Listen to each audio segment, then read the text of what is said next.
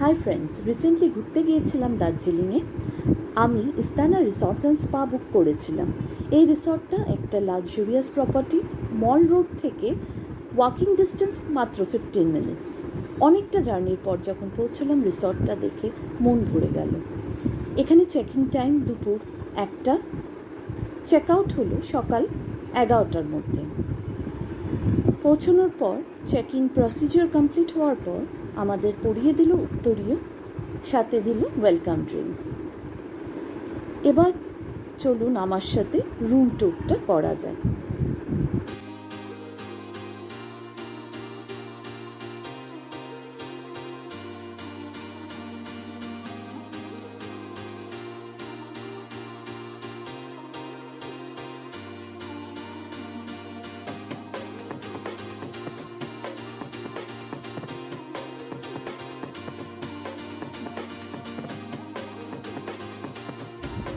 Istana resorts and স্পায়ের রুমগুলো বেশ spacious, ওয়াশরুমটাও neat and clean. এবার আমি যাচ্ছি ব্যালকনির দিকে। ব্যালকনির ভিউটা তো ব্যাপক, জাস্ট অসাম। সকালের অপেক্ষায় আছি, ব্যালকনির থেকেই কাঞ্চনজঙ্ঘা দেখা যাবে।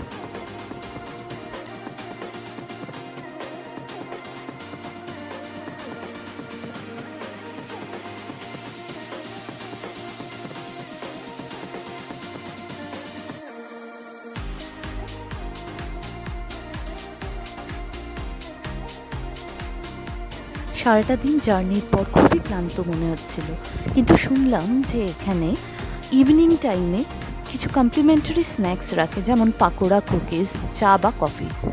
খেয়ে খুবই ভালো লাগলো। ঠান্ডার মধ্যে গরম গরম চা কফি খেতে কার না ভালো লাগে। এবার রুমে গিয়ে আমরা ভীষণই ক্লান্ত ছিলাম, তাই খাবার দাবার খেয়ে ঘুমিয়ে পড়লাম। এবার চললাম ব্রেকফাস্ট করতে, কিন্তু যাওয়ার পথে হঠাৎ করে তাকিয়ে দেখি কাঞ্চনজঙ্ঘা দেখা যাচ্ছে। এত সুন্দর দেখা যাচ্ছে, আপনাদেরকে না দেখিয়ে আমি পারলাম না। এই দেখুন কাঞ্চনজঙ্ঘাটা কি সুন্দর দেখা যাচ্ছে।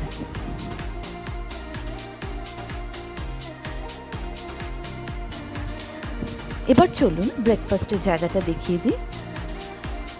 ইস্তানাতে আপনি বুক করার আগে একটা কথা একটু মনে রাখবেন, ব্রেকফাস্ট সমস্ত ভেজিটেরিয়ান আইটেমস এখানে।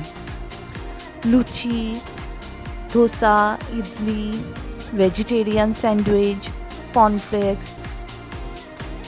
এগলেস কাপকেকস, ফ্রুট জুস, এই সমস্ত জিনিস এখানে রাখে। যদি আপনারা নন ভেজিটেরিয়ান ব্রেকফাস্টে প্রেফার করেন, তাহলে কিন্তু এখানে কিছুই পাবেন না। চাইলে আপনারা মল রোডে বিভিন্ন রেস্টুরেন্টস আছে, যেখানে গিয়ে আপনারা ননভেজ ব্রেকফাস্ট করতে পারেন।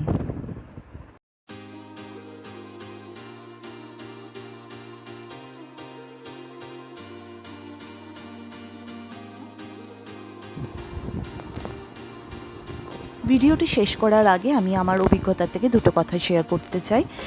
ইস্তানা রিসর্টস অ্যান্ড স্পাতে ওঠার যে পথটা, সেটা খুব উঁচুতে। তো যদি আপনারা বয়স্ক লোক নিয়ে আসেন, তাহলে তাদের উঠতে অসুবিধা হতে পারে। সেকেন্ড হলো, এখানে ভেজিটেরিয়ান ফুডস অ্যালাউ, নন ভেজিটেরিয়ান ফুড কিন্তু পাওয়া যায় না।